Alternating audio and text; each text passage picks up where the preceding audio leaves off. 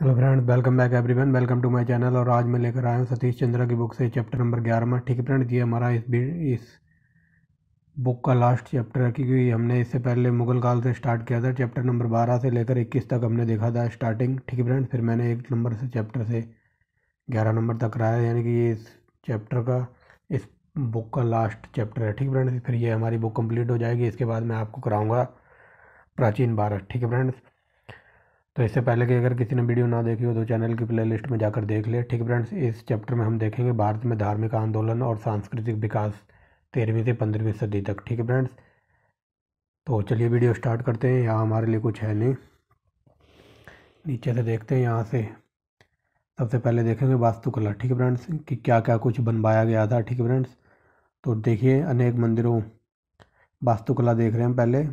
वास्तुकला में देखेंगे अनेक मंदिरों तथा दूसरे भवनों को मस्जिद में बदल दिया गया। ठीक है फ्रेंड्स, क्योंकि 13वीं सदी में वगैरह यहाँ दिल्ली सल्तनत चल रही थी, मुस्लिम वगैरह थे, तो ये हमारे मंदिरों को तोड़ के अपनी मस्जिदें वगैरह बना रहे थे। ये हम सब पहले ही देख चुके थे, अभी हम इस वीडियो में थोड़ा डिटेल में देखेंगे। ठीक है फ्रेंड्स, तो देखिए अनेक मंदिरों को तोड़कर मस्जिद में बदल डाला। ठीक है फ्रेंड्स, तथा अनेकों को नष्ट करके उनकी साम्राज्य का इस्तेमाल अन्य मस्जिद बनाने के लिए किया गया। ठीक है फ्रेंड्स, जो हमारे मंदिर वगैरह तोड़ के उन्हें मस्जिद में बदल डाला, जो भी उनमें इम्पोर्टेंट साम्राज्य या भी जो मटेरियल निकला होगा उसको मंदिर बनाने के लिए उपयोग में ला रहे होंगे उस टाइम। दिल्ली में कुतुब मीनार के दिल्ली में कुतुब मीनार के दिल्ली में कुतुब मीनार मस्जिद, क्या बोल रहा हूँ मैं, दिल्ली में कुतुब मीनार के पास कुब्बत इस्लाम मस्जिद और अजमेर, ठीक फ्रेंड्स, और अजमेर 2.5 दिन का झोपड़ा, इसमें सबसे पहली इमारत, इसमें इसमें पहली इमारत एक मंदिर की थी और दूसरा मठ था। ठीक है फ्रेंड्स, इसमें ये बताया गया है कि जो दिल्ली में जो कुब्बत इस्लाम मस्जिद थी ना, दिल्ली में कुतुब मीनार के पास कुब्बत इस्लाम मस्जिद और अजमेर में एक 2.5 दिन का झोपड़ा, इसमें पहले इमारत एक मंदिर की थी और दूसरा एक मठ था, तो उनको तुड़वाकर वहाँ मंदिर वगैरह बनवा दिया गया है। सिंपल भाषा में समझिए। अभी सो के उठाऊँ ना फ्रेंड, तो थोड़ा अजीब ही लग रहा है पढ़ाते हुए। एक सेकंड। हाँ, तो आप देखिए। ठीक है फ्रेंड्स, तुर्क या मुस्लिम आविष्कार ना तो मेहराब थी ना गुंबद। ठीक है फ्रेंड्स, अरबों ने बैजेंती साम्राज्य के माध्यम से इनको रोम में ग्रहण किया और इनका विकास किया और इनको अपना अपना बना भी लिया। ठीक है फ्रेंड्स, जो तुर्क वगैरह थे ना, जो तुर्क और मुस्लिम थे, ये मेहराब वगैरह में बिलीव नहीं करते। मेहराब थी ना ही गुम्बद। जो अरबी बैजेंती शासक थे ना, क्योंकि ये उधर से आए हुए थे, अरब की तरफ से, वहाँ रोमन साम्राज्य चलता था, तो इनने रोमन से इनको ग्रहण किया हुआ, इसका विकास किया और इनको अपना भी लिया। आगे देखते हैं। कोने, ठीक है, कोने में एक चकोर, देखते हैं। कोने में एक चकोर पत्थर रखा जाए और उसके नीचे की जगह का प्रयोग सजावट के लिए किया जाए, या फिर कोने में एक मेहराब खड़ी की जाए, इसे बगली मेहराब कहा जाता था। ठीक है फ्रेंड्स, इसे बगली मेहराब कहा जाता था। मेहराब और गुम्बद के कारण छत को सहारा देने के लिए खंभों की एक बड़ी संख्या की आवश्यकता नहीं रही और ऐसे विशाल मंडपों का निर्माण संभवतः हुआ जिसमें सिरे से सिरे तक देखा जा सकता था। ठीक है फ्रेंड्स, जो मंदिर वगैरह में देखा नहीं होगा आपने, जो ये बरामदे टाइप बना दिए जाते थे और उसके नीचे एक डिज़ाइन वगैरह बनाया जाता था, ये उसी की बात हो रही है। ठीक है फ्रेंड्स, आगे चलते हैं। भारतीयों को मेहराब और गुम्बद का ज्ञान तो पहले से था ही, पर इस विधि से बहुत कम इमारतें बनाई जाती थी। ठीक है फ्रेंड्स, हमको ज्ञान वगैरह तो था ही मेहराबों का और गुम्बद वगैरह बनाने का, बट हम उस टाइम कम यूज करते होंगे।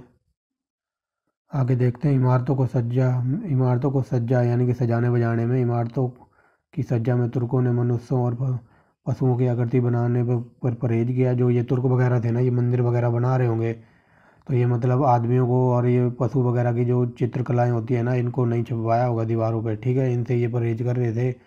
अब इन्होंने देखिए छपवाया गया उन दीवारों पे, इनके स्थान पर उन्होंने ज्योमेट्री फूलों की आकृति का प्रयोग किया। ठीक है फ्रेंड, उन्होंने ज्योमेट्री मतलब 3D वगैरह के चित्र बनाए होंगे, फूलों की आकृति छापे होंगे अपने दीवारों पे। ठीक है फ्रेंड्स, और ऐसी पट्टिकाओं का समन्वय किया जिन पर कुरानों की आयतें खुदी हुई थी और अपनी कुरान का प्रचार करने में लगे होंगे उस टाइम। ठीक है फ्रेंड्स, खुदी हुई थी। आगे देखते हैं।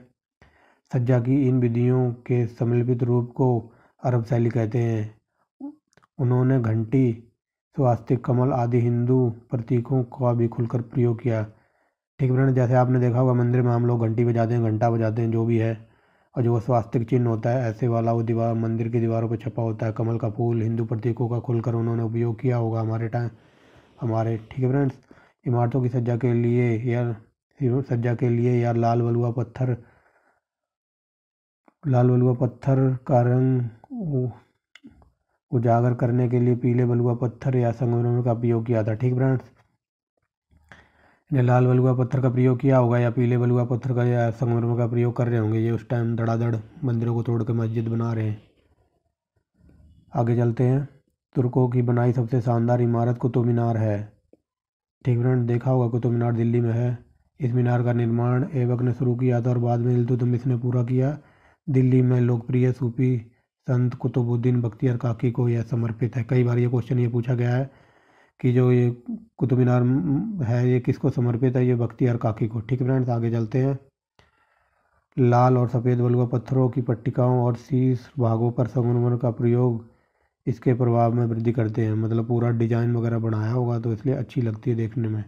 अलाउद्दीन खिलजी ने कुतुब मीनार से कुछ ही किलोमीटर की दूरी पर सीरी में अपनी राजधानी बनाई थी। ठीक है फ्रेंड्स, आगे देखते हैं। उसने कुतुब मीनार के एक प्रवेश द्वार और जुड़वाया। अलाई दरवाज़ा के नाम से इस द्वार पर बहुत मनमोहक आकार वाली मेहराबें हैं। ठीक फ्रेंड्स, जो ये कुतुब मीनार पर इसने एक और एक्स्ट्रा दरवाज़ा लगवा दिया होगा, जैसे अलाई दरवाज़ा के नाम से विख्यात हुआ। ठीक फ्रेंड्स, और ये बहुत ही सुंदर इसमें मेहराबें वगैरह का प्रयोग हुआ है। आगे चलते हैं। तो देखिए, गयासुद्दीन और मोहम्मद तुगलक ने किले और महल का एक विशाल परिसर बनवाया जिसे तुर्काबाद कहते हैं। गयासुद्दीन का मकबरा एक ऊंचे चबूतरे पर बनाई गई संगमरमर की एक गुंबद और सौहार्द को और बढ़ाती है। ठीक फ्रेंड, जो इसका मकबरा है तो ये लिखा है गयासुद्दीन का मकबरा एक ऊंचे चबूतरे पर बनाई गई संगमरमर की एक गुंबद उसके सौहार्दपूर्ण को और बढ़ाती है। ठीक फ्रेंड्स, आगे देखते हैं। ढालू दीवारें तुगलक वास्तुकला की एक और उल्लेखनीय विशेषता है। इसे निपर्ण बैटर कहते हैं तथा यह भवनों को मजबूती और सुदृढ़ता प्रदान करती हुई लगती है। फिरोज तुगलक की किसी इमारत पर हम प्रवण नहीं देखते। ठीक फ्रेंड, जो ये मोहम्मद तुगलक था इसने बहुत अच्छे अच्छे डिजाइन बनवाए होंगे, तो मतलब पूरा मजबूत किला वगैरह बनवाता होगा। लेकिन जो ये फिरोज तुगलक था ना, इसमें प्रवण मतलब इसमें किसी इमारत में हम प्रवण नहीं देखने को मिलता। ठीक फ्रेंड, और प्रवण क्या होता था, जो ये ढालू दीवारें थी ना, जो मतलब पानी वगैरह ना रुके, पानी ढलान दे देते होंगे, पानी वगैरह तुरंत नीचे बाहर। ठीक फ्रेंड्स, आगे देखते हैं। इमारतों में मेहराब लिटल और सहतीर के सिद्धांतों को समन्वित करने का सोचा समझा प्रयास तुगलक वास्तुकला का एक विशेषता थी। ठीक है फ्रेंड्स, आगे देखते हैं। हौज खास में एक सौरगाह और मदरसा था। ठीक फ्रेंड, जो ये हौज खास था इसमें एक सौरगाह और एक मदरसा था और इसके चारों ओर एक बड़ी झील थी। एक मंजिला पर मेहराब और दूसरी मंजिल में लिटल और सहतीरें हैं। ठीक है फ्रेंड्स, आगे देखते हैं। समझाने लायक कुछ नहीं है फ्रेंड्स, सिंपल हिंदी में लिखा हुआ है, आप बस सुनते जाइए। फिरोज शाह के किले की कुछ इमारतों में दिखाई देती हैं। ठीक फ्रेंड्स, जो ये मंजिल वगैरह बनवाई होगी, इसे एक पर मेहराब दूसरे पर लिटिल सहतीरें थी। फिरोज शाह के किले की कुछ इमारतें दिखाई देती हैं जिसे आज कोटला कहते हैं, जो कोटला स्टेडियम वगैरह बना हुआ है दिल्ली में। ठीक है फ्रेंड्स, आगे देखते हैं। तुर्कों ने अपनी इमारतों की सामान्य कीमती लाल बलुआ पत्थरों का प्रयोग नहीं किया, बल्कि उन्होंने सस्ते और सबसे आसानी से उपलब्ध धूसर पत्थरों का प्रयोग किया। क्योंकि इस तरह के पत्थर को तराशना आसान नहीं होता था, इसलिए तुर्कों की इमारतों में साज सज्जा बहुत कम है। ठीक फ्रेंड्स, इन्होंने जो ऊपर जो तुर्क वगैरह थे वो तो लाल बलुआ पत्थर संगमरमर पेल रहे थे पूरा बढ़िया तरह, लेकिन ये थोड़े से क्या कहते हैं ढीठ वगैरह होंगे तो ये मतलब सस्ता ही पत्थर यूज कर रहे थे, क्योंकि ये आसानी से जो लाल बलुआ पत्थर है ना, ये आसानी से तराशा नहीं जाता होगा, तो ये मतलब थोड़ा लो क्वालिटी का मटेरियल लगा रहे थे। और इनकी सज्जे जो साज दीवारें वगैरह होंगी वो थोड़ी कम सजावट में होंगी, वही लिखा हुआ है। देखो यहाँ लिखा है ना, उन्होंने सस्ते और आसानी से उपलब्ध दूसरे पत्थरों का प्रयोग किया, क्योंकि इस तरह के पत्थर को तराशना आसान नहीं था। ठीक है फ्रेंड्स, तो इन्होंने सीधा उठाया और चेप दिया दीवार में। चलते हैं आगे। लोधी बंदी इस परंपरा को और आगे बढ़ाया, अब लोधी आ गए हैं। ठीक है फ्रेंड्स, हम यहाँ लड़ाई वगैरह नहीं देख रहे, हम ये देख रहे हैं कि इन्होंने बनवाया क्या था और किस चीज़ का उपयोग किया था। ठीक फ्रेंड्स, इस काल में इन्होंने क्या बनवाया, क्या इनकी भाषा थी, क्या कुछ लेखक वगैरह थे, धर्म प्रचार, क्योंकि मारकाट जो भी इनमें थी वो हम पहले पढ़ चुके हैं। ठीक फ्रेंड्स, हम सिर्फ ये देखेंगे कि इन्होंने किया क्या था। लोधी वंश ने इस परंपरा को आगे बढ़ाया। उनकी इमारतों में मेहराब तथा लिटल सह तीर दोनों का प्रयोग किया गया है। ठीक फ्रेंड्स, अनेक मकबरों की मरम्मत, अनेक मकबरों की इमारत के चारों ओर एक बरामदा बनवाया गया था। यह एक खास भारतीय शैली विशेषता थी। ठीक फ्रेंड्स, आपने भी देखा होगा कि आजकल अपने इंडिया में भी ये घरों में जो बरामदे वगैरह बनवा दिए जाते हैं, तो ये हमारे इंडिया की विशेषता है। दिल्ली में लोधी गार्डन इसका एक सुंदर उदाहरण है। ठीक फ्रेंड्स, आगे चलते हैं। अब देखेंगे फ्रेंड्स धार्मिक विचार और विश्वास। ठीक फ्रेंड्स, सिंध में 8वीं सदी और पंजाब में 10वीं सदी से ही इस्लाम का प्रचार हो रहा था। 8वीं सदी और 10वीं सदी के बीच केरल में अरब व्यापारी बस चुके थे। ठीक फ्रेंड्स, अल्बरोनी को, ये को लिखा हुआ है, अल्बरोनी को भारतीय हिंदू दर्शन ज्ञात थे। ठीक फ्रेंड्स, दोबारा बता देता हूँ, अल्बरोनी को भारतीय हिंदू दर्शन ज्ञात थे। अल्बरोनी की पुस्तक किताब उल हिंद और अन्य रचनाओं के जरिए पश्चिम एशिया के पढ़े लिखे वर्ग हिंदू विचारों और विश्वासों से परिचित हो चुके थे। ठीक है friends, very very most important है इसकी किताब, जो आज भी हमारे देश के लिए मतलब इतिहास जानने के लिए आज भी कई विद्वान इसी चीज़ का सहारा लेते हैं। ठीक फ्रेंड्स, किताब उल हिंद कई बार पूछा गया है कि किसकी रचना, ये अल्बरूनी की है। और कई बार ये पूछा गया है कि अल्बरूनी ने कौन सी किताब लिखी थी, किताब उल हिंद। और कई बार ये पूछा गया किताब उल हिंद किसकी रचना है, ये अल्बरूनी की थी और ये हमारे इंडिया में आया हुआ था। ठीक फ्रेंड्स, सबसे पहले यही आया था। आगे चलते हैं। इस्लामी विचारधारा पर बौद्ध मत और वेदांती विचारों का प्रभाव विद्वानों के बीच भारी बहस का विषय रहा। ठीक फ्रेंड्स, हिंदू मंदिरों के अवशेष उत्तरी अफगानिस्तान और काबुल में भी पाए जाते थे। आगे देखते हैं। पाए जाते थे। आरंभिक चरण में इस्लामी दर्शन के विकास में यूनानी और भारतीय दोनों विचारकों का कुछ खास सीमा तक सुनिश्चित योगदान रहा। ठीक फ्रेंड्स, आगे देखते हैं। सूफी आंदोलन। अब्बासी साम्राज्य के खंडरों पर तुर्कों का उदय हुआ तथा विचारों और विश्वासों के क्षेत्र में महत्वपूर्ण परिवर्तन आए। विचारों के क्षेत्र में यह मुतजिला अर्थात एक बुद्धिजीवी दर्शन का वर्चस्व की समाप्ति के काल है, जब कुरान और हदीस पैगंबर के वचनों पर आधारित रूढ़िवादी संप्रदाय का तथा रहस्यवादी सूफी सिलसिले का विकास हुआ। ठीक है फ्रेंड्स, सिंपल लिखा हुआ है। आगे चलते हैं।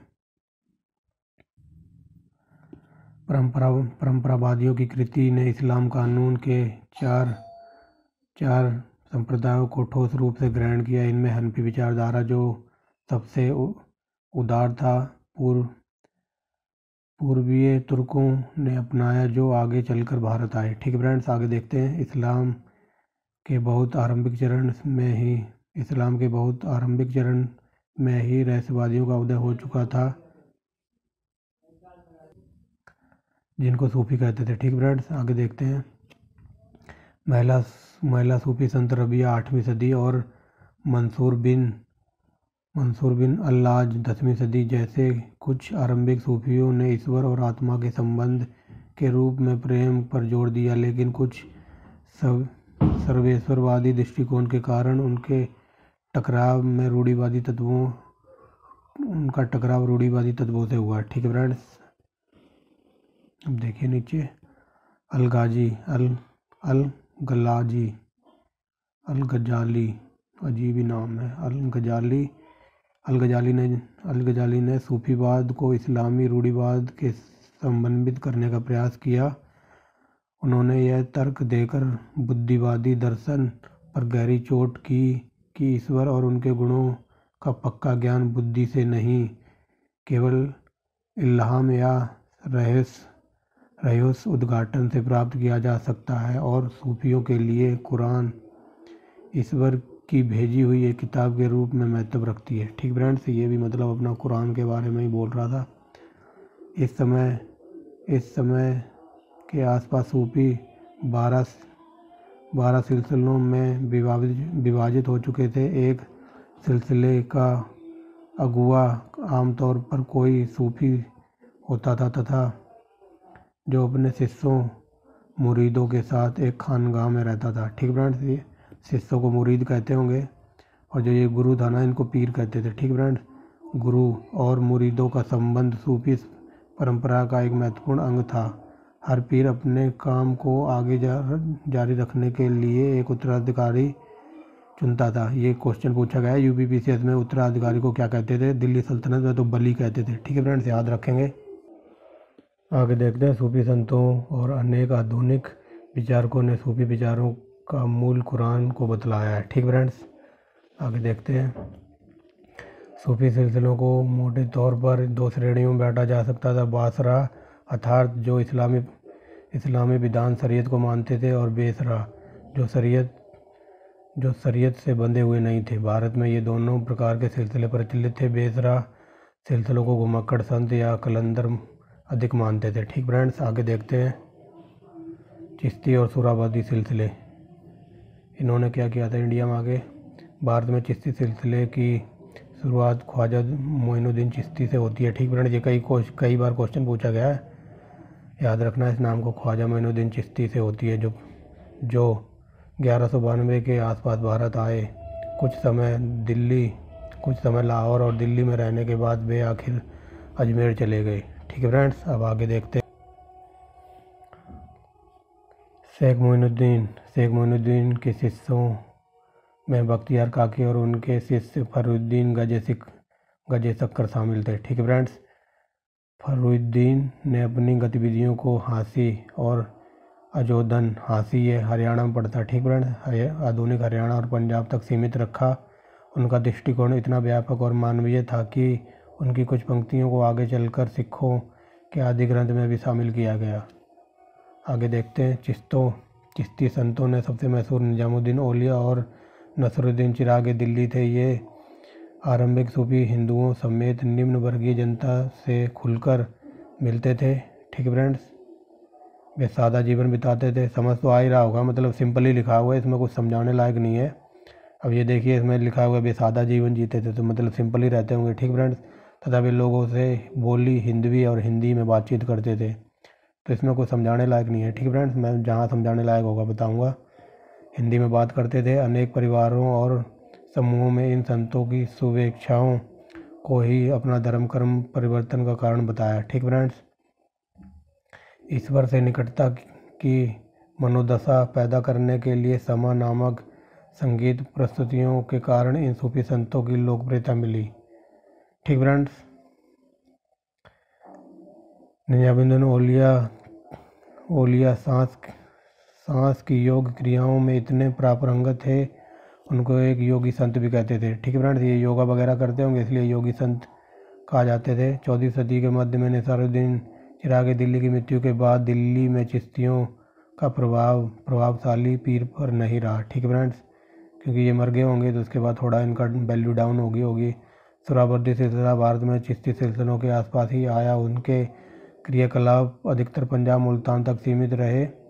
शेख शहाबुद्दीन सुहरावर्दी और अमीरुद्दीन नागौरी इस सिलसिले के मशहूर संत थे। चिश्तियों के विपरीत सुहरावर्दी संत गरीबी में जीने पर विश्वास नहीं रखते थे। ठीक फ्रेंड्स, चिश्ती वगैरह थे वो नॉर्मल रहते थे, सादा जीवन जो ऊपर पढ़ चुके हैं, बट ये नॉर्मल नहीं रहते होंगे कि ये गरीबी में अपना विश्वास नहीं रखते थे। उन्होंने राज्य की सेवा करनी स्वीकार की तथा कुछ धर्मों को संबंधित विभाग में महत्वपूर्ण पदों पर रहे।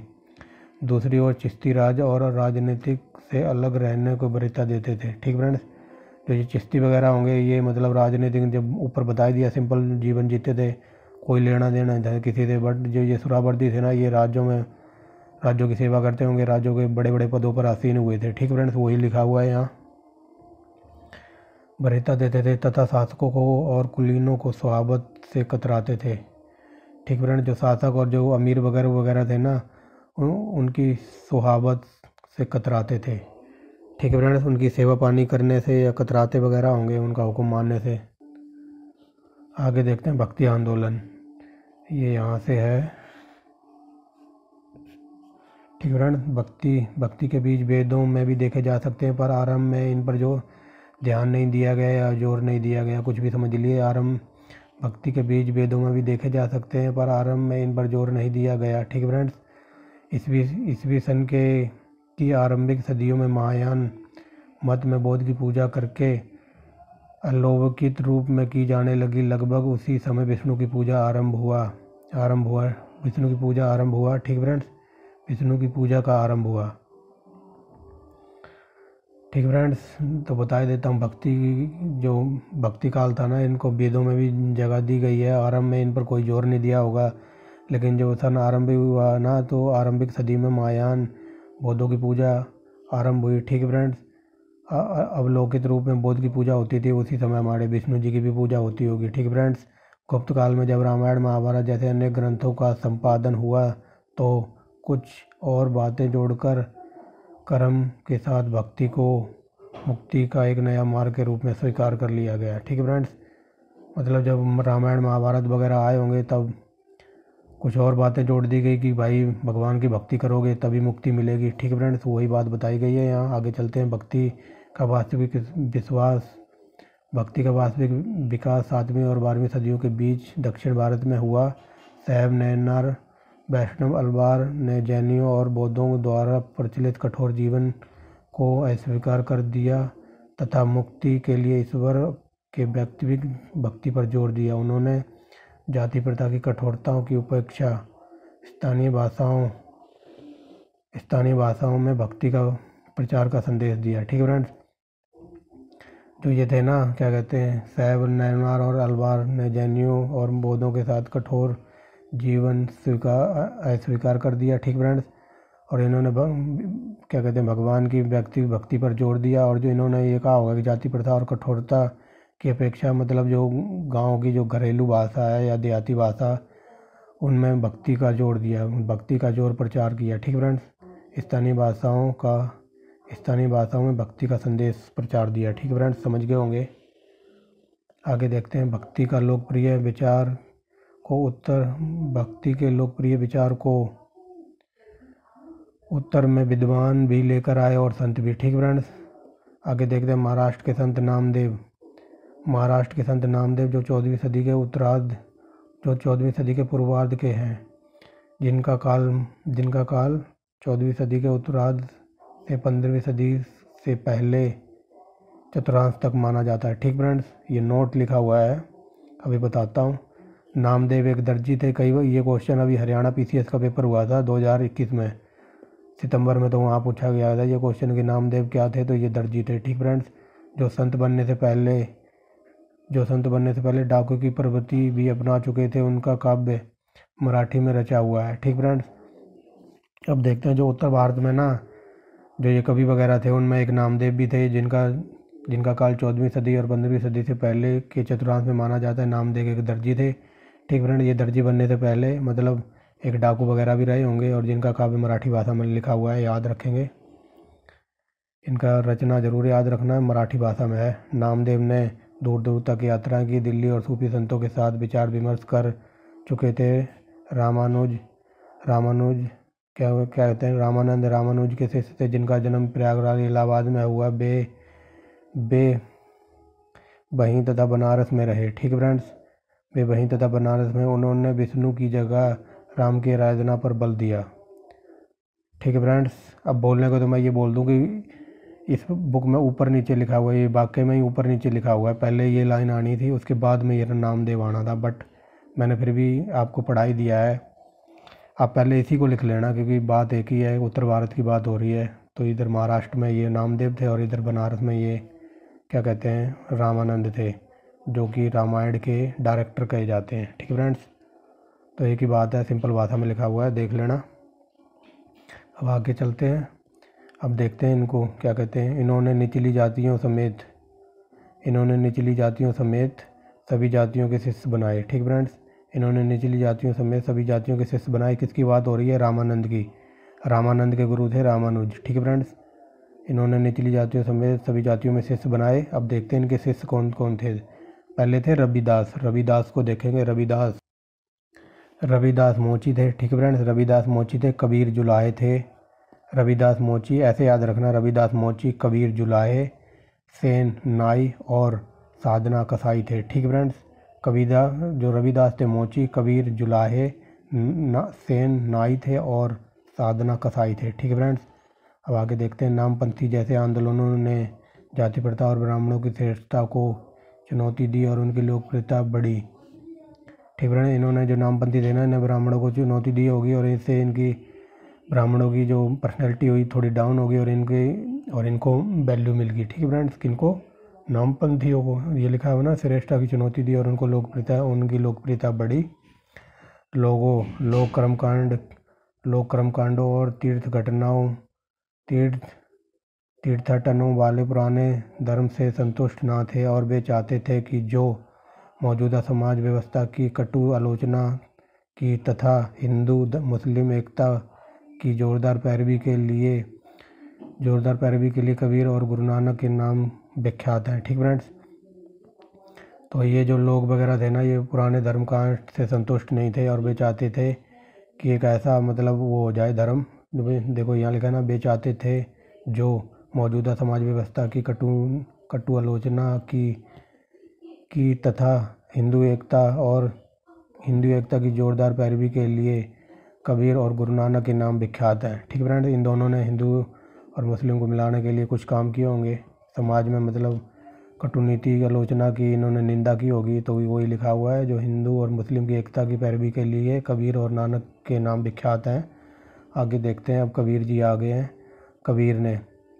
कबीर ने मूर्ति पूजा, तीर्थ यात्रा, नदी स्नान और समाज समेत औपचारिक आराधनाओं की जमकर निंदा की। ठीक है फ्रेंड्स, वे योग क्रिया से परिचित होने के बावजूद भी सत्य ज्ञान के लिए ना तो संन्यास को महत्वपूर्ण मानते थे और ना ही किताबी ज्ञान को। आगे देखते हैं। ठीक है फ्रेंड्स, कबीर ने जाति प्रथा और विशेषकर छुआछूत की जमकर निंदा की और मानव की मूल एकता पर बल दिया। ठीक है फ्रेंड्स, मतलब इन्होंने ना जो ये छुआछूत वगैरह करते होंगे और इन्होंने मतलब उनकी निंदा की थी और इन्होंने ये कहा था कि जो कुछ है ना वो मानव है, क्या कहते हैं। तो वो ये लिखा ना, कबीर ने जाति प्रथा पर विशेषकर छुआछूत की निंदा की, मानव मूलता की एकता पर बल दिया। उनकी सहानुभूति निश्चित रूप से गरीबों के साथ ही, और वे स्वयं भी गरीबों को जोड़ते थे। मतलब वे खुद ही गरीब थे और उनकी सहानुभूति गरीबों के साथ ही, जिनमें वे स्वयं को जोड़ते थे। लेकिन वे समाज सुधारक नहीं थे तथा उनका जोर एक सच्चे गुरु के मार्गदर्शन में व्यक्ति के रूप पर था। ठीक है फ्रेंड्स, अब देखते हैं नानक जी को। गुरु नानक, जिनकी शिक्षाओं में सिख धर्म आरंभ हुआ 1469 में रावी नदी के किनारे स्थित तलवंडी, आज का ननकाना ये पाकिस्तान में पड़ता है। ठीक है फ्रेंड्स, में एक खत्री परिवार में पैदा हुए थे। ठीक है फ्रेंड्स, गुरु नानक का रहस्यवादी मननशील रुझान था और वे संतों और साधुओं की संगत पसंद करते थे। ठीक फ्रेंड्स, उन्होंने पद रचे और वे अपने वफादार शिष्य मर्दाना के रबाब की धुन पर गाते थे। ठीक फ्रेंड्स, ये क्वेश्चन भी अभी हाल फिलहाल हरियाणा PCS में पूछा गया था कि जो ये क्या कहते हैं, गुरु नानक का जो मतलब जो मेन बंदा था उसका नाम क्या था, तो मर्दाना। ठीक है फ्रेंड्स, वे अपने शिष्य, गुरु नानक के शिष्य का क्या नाम था? मर्दाना के रबाब यानी कि एक तार वाला वाद्य की धुन पर सुनते थे। गुरु नानक ने पूरे भारत में यात्राएं की और भारत से बाहर भी गए, जैसे श्रीलंका, पश्चिम मक्का, मदीना गए। ठीक है फ्रेंड्स, और 1538 में उनकी मृत्यु से पहले उनका नाम दूर तक फैल चुका था। कबीर की तरह नानक ने भी ईश्वर पर जोर दिया, लेकिन नानक ने ईश्वर की सनाध्य की पहली शर्त के रूप में चरित्र, आचरण, शुद्धता और मार्गदर्शन के लिए गुरु की आवश्यकता पर जोर दिया। कबीर की तरह इन्होंने भी मूर्ति पूजा, तीर्थ यात्रा के विभिन्न धर्मों और दूसरे औपचारिक कर्मकांडों की घोर निंदा की। उन्होंने मध्य मार्ग की पैरवी के लिए एक ग्रस्त और कर्तव्यों के साथ आध्यात्मिक जीवन का समन्वय संभव है। ठीक फ्रेंड्स, तो इन्होंने भी कबीर की तरह मतलब निंदा ही की थी। ठीक फ्रेंड्स, इन्होंने भी यही कहा था कि जो अब आत्मज्ञान है ना वो सबसे आदमी को निर्भर बनाता है। देखो यहाँ लिखा है ना कबीर ने, लेकिन कबीर ने ईश्वर की साधनी से पहली शर्त चरित्र का आचरण, शुद्धता और मार्गदर्शन के लिए गुरु की आवश्यकता थी। उन्होंने कबीर की तरह भी मूर्ति पूजा या तीर्थ यात्रा में मतलब इन्होंने निंदा की है। ठीक है फ्रेंड्स, और यहाँ बताया कि जिसमें एक गृहस्थ कर्तव्यों के साथ आत्मिक जीवन एक समन्वय संभव है। ठीक फ्रेंड्स, मतलब जो सादा जीवन है, घरेलू जीवन है, उसी की तरह उसी से ही भक्ति का मार्ग प्राप्त किया जा सकता है। ठीक है फ्रेंड्स, आगे देखते हैं। कालांतर में नानक के विचारों को एक धर्म का जन्म दिया। कालांतर में नानक के विचारों ने एक धर्म को जन्म दिया जो सिख धर्म कहलाया, जबकि कबीर के अनुयायी कबीरपंथी नामक एक पंथ बनकर रह गए। ठीक फ्रेंड्स, अकबर के धार्मिक नीतियों और विचारों में इन दोनों महान संतों की बुनियादी शिक्षाओं और लिखने का प्रतिबिंब हुआ है। ठीक है फ्रेंड्स, अकबर ने भी अपने शासनकाल में इन दो महान जो संत थे इनके शिक्षाओं का उल्लेख किया होगा। ठीक फ्रेंड्स, आगे देखते हैं। अब वैष्णव आंदोलन देखते हैं। ठीक फ्रेंड्स, उत्तर भारत में भगवान विष्णु के दो अवतार राम और कृष्ण की उपासना पर केंद्रित भक्ति आंदोलन का विकास हुआ। कृष्ण की लीलाएं 15वीं और आरंभिक 16वीं सदी के में अनेक महत्वपूर्ण कवियों के लिए विषय बन गई। ठीक फ्रेंड्स, चलते हैं आगे। आरंभिक सूफियों की तरह चैतन्य ने भी एक विशेष प्रकार के योगी अनुभव के रूप में संकीर्तन को लोकप्रिय बनाया। कई बार ये क्वेश्चन पूछा गया है ये चैतन्य कहाँ के थे, तो चैतन्य नाम सुन के ही बंगाली लगता है ना, तो ये बंगाल के थे। ठीक फ्रेंड्स, लोकप्रिय बनाया। आगे देखते हैं। चैतन्य के अनुसार उपासना का अर्थ प्रेम और भक्ति है। गीत और नृत्य है जिसमें परमानंद की अवस्था उत्पन्न होती है और इसी व्यवस्था से प्रभु साकार होते हैं जिनको चैतन्य ने हरि कहा है। ठीक फ्रेंड्स, आगे देखते हैं। गुजरात में नरसिंह मेहता, राजस्थान में मीरा, पश्चिमी उत्तर प्रदेश में सूरदास और बंगाल उड़ीसा में चैतन्य की रचनाओं का गीतात्मक प्रभाव और प्रेम की ऐसी असाधारण ऊंचाइयों को छू लिया। जाति और धर्म से परे ये संत हर एक का अपने दल में स्वागत करते थे। ठीक है फ्रेंड्स, उनका जन्म और शिक्षा का स्थान नदिया जो वेदांती बुद्धिवाद का केंद्र था। ठीक फ्रेंड्स, उनका जन्म शिक्षा का स्थान नदिया जो वेदांती बुद्धिवाद का केंद्र था। लेकिन 22 वर्ष की आयु में चैतन्य ने गया में एक सन्यासी ने उन्हें कृष्ण पंथ की शिक्षा दी और वे एकेश्वरवादी बन गए। ठीक फ्रेंड्स, दिखाई दे रहा होगा, अब देखिए। गया में एक सन्यासी ने उन्हें कृष्ण पक्ष की शिक्षा दी और वे एकेश्वरवादी बन गए। उनका दार्शनिक विश्वास एक प्रकार के वेदांती अद्वैत था जो प्रभु और सृष्टि की बुनियादी एकता पर जोर देता था। संत कवियों को सबसे अधिक प्रभावित किया बल्लभ ने। ठीक फ्रेंड, संत कवियों को सबसे अधिक प्रभावित बल्लभ ने किया। लिखा हुआ है। ठीक फ्रेंड, बल्लभ एक लैंगिक ब्राह्मण थे। ठीक फ्रेंड, बल्लभ एक तैलंग ब्राह्मण थे जिनका जीवन काल 15वीं सदी का अंतिम और 16वीं सदी का प्रारंभ हिस्सा माना जाता है। ठीक फ्रेंड, बल्लभ कौन थे, तो ये तैलंग ब्राह्मण थे। 15वीं सदी के एक महान अरब दार्शनिक इन अल अरबी का उत्कर्षवादी विचार भारत में एक बड़े वर्ग को लोकप्रिय हो चुका था। ठीक फ्रेंड, जो ये अरब का लेखक था ना, 15वीं सदी में एक महान दार्शनिक इन अल अरबी के एक एकत्ववादी विचार भारत में बड़े पैमाने पर लोकप्रिय हो चुके थे।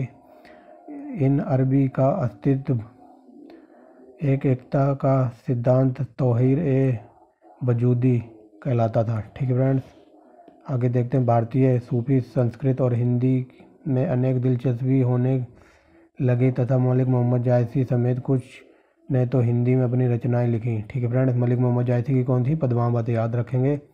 हिंदी गीतों का प्रयोग इतना लोकप्रिय हुआ कि यशस्वी सूफी अब्दुल बाजिद बिलग्राम ने हकायक एक हिंदी नाम से एक उपग्रंथ लिखा, जिसमें उन्होंने कृष्ण, मुरली, गोपी, राधा, यमुना आदि शब्दों को सूफी रहस्यवादी ढंग से समझाने का प्रयास किया है। आगे देखते अब देखेंगे साहित्य को। ठीक है फ्रेंड, इस काल में संस्कृत उच्च चिंतन की वाहक और साहित्य का माध्यम बनी रही। ठीक है फ्रेंड, इस काल में संस्कृत उच्च चिंतन का महाकाव्य और साहित्य का माध्यम बनी रही। शंकराचार्य के बाद रामानुज, माधव, वल्लभ आदि ने संस्कृत के दर्शन ग्रंथों पर लिखना जारी रखा। आगे देखते हैं।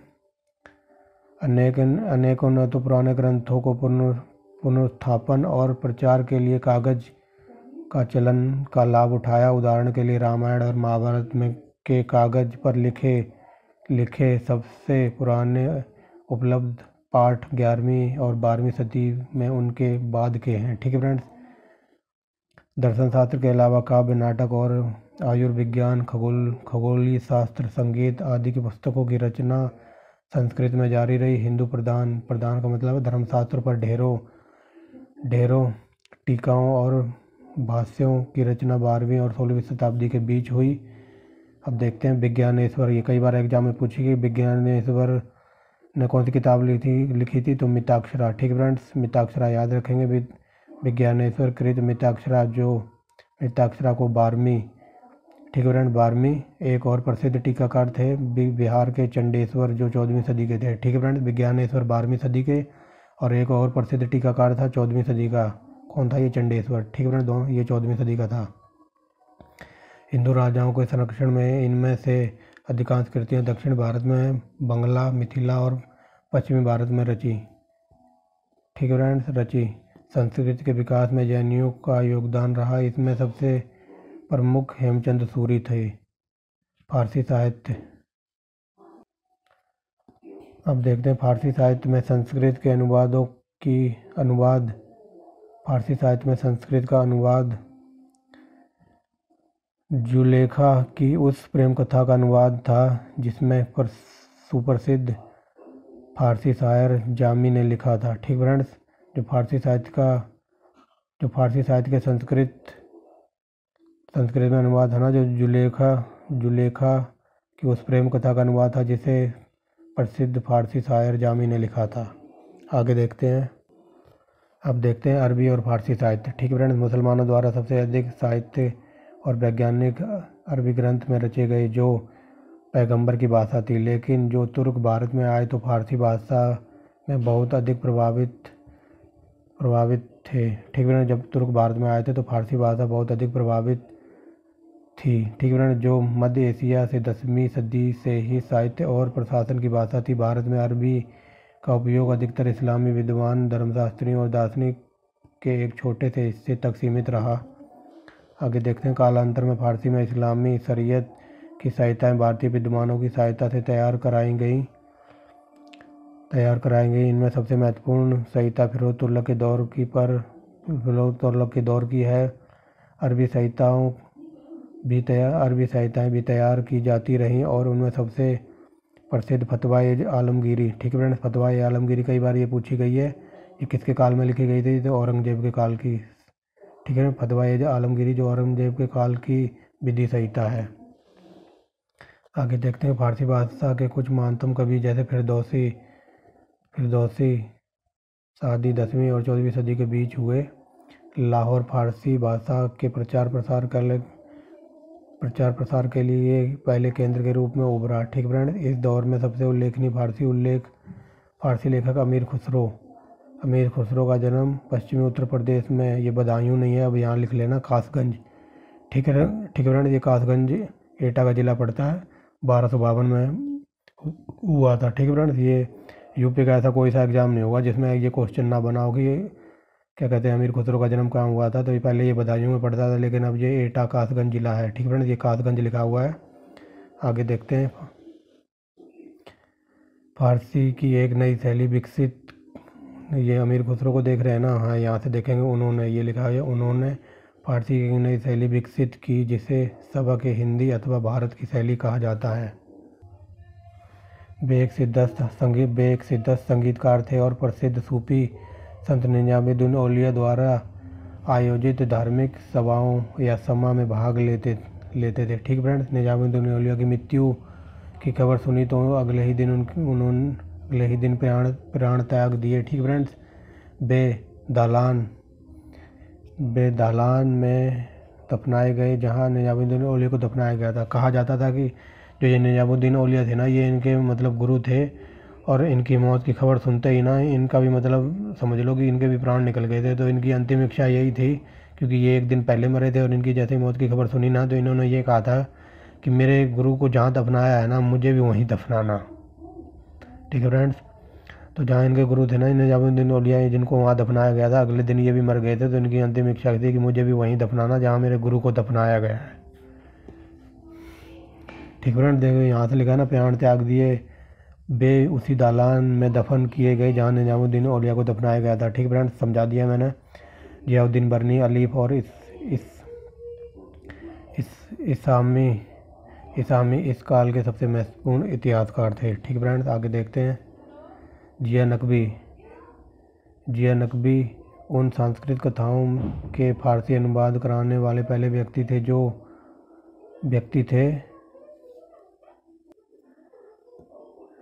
जिया नकवी उन संस्कृत कथाओं के फारसी अनुवाद कराने वाले पहले व्यक्ति थे। उनकी तूतीनामा नाम की यह पुस्तक सबसे लोकप्रिय हुई तथा फारसी से तुर्की और फिर अनेक यूरोपीय भाषाओं में अनुवाद हुआ है इसका। ठीक है फ्रेंड, तूतीनामा किसकी है? जिया नकवी की, याद रखेंगे। अनुवाद हुआ, उन्होंने यौन विज्ञान के प्राचीन भारतीय ग्रंथ कोकशास्त्र और योग की पुस्तक योग विशिष्ट का भी फारसी में अनुवाद किया। फिरोज तुगलक के काल में चिकित्सा और संगीत के ग्रंथों के भी फारसी में अनुवाद हुए। ठीक फ्रेंड्स, कश्मीर के, ये इसमें हम लास्ट में पढ़ चुके हैं, लास्ट वीडियो में मैंने बताया था ना, ये जैनुल आबिदीन था, ये कश्मीर के सुल्तान जैनुल आबिदीन के मशहूर इतिहास ग्रंथ राजतरंगिणी और महाभारत का फारसी में अनुवाद कराया था। ठीक फ्रेंड्स, तो अब देखते हैं जो क्षेत्रीय भाषाएं थी। क्षेत्रीय भाषाएं हिंदी, बंगला, मराठी जैसे कुछ भाषाओं का जन्म 8वीं सदी के आसपास बताया जाता है। ठीक है फ्रेंड्स, आगे देखते हैं। ब्राह्मणों की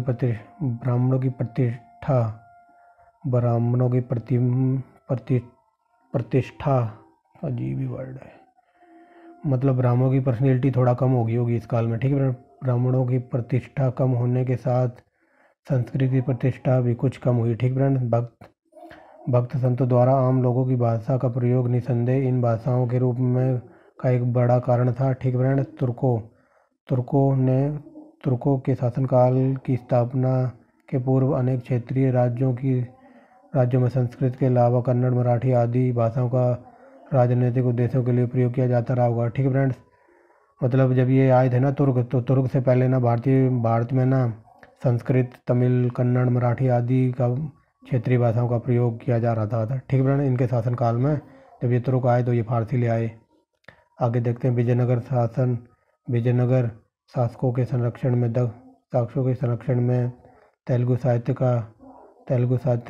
तेलुगु साहित्य का बैमनी और बीजापुर भाषाओं में एक मराठी थी। ठीक फ्रेंड्स, जो विजयनगर था ना, इसके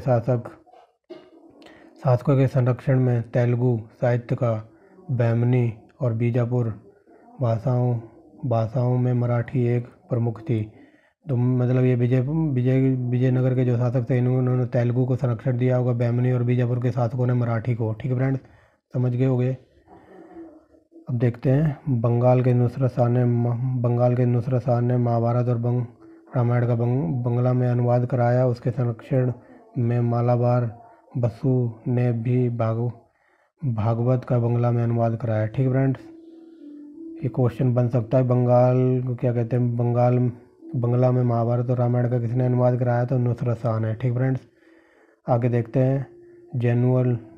जौनपुर में मलिक मोहम्मद जायसी हिंदी में रचना की। ठीक फ्रेंड्स, मलिक मोहम्मद जायसी ने हिंदी में रचना की। ठीक है फ्रेंड्स, तो ये था हमारा आज का चैप्टर। यहाँ से मलिक मोहम्मद जायसी ने हिंदी में रचना की, जौनपुर में मलिक मोहम्मद जायसी ने हिंदी में रचना की। ठीक है फ्रेंड्स, तो ये था हमारा चैप्टर।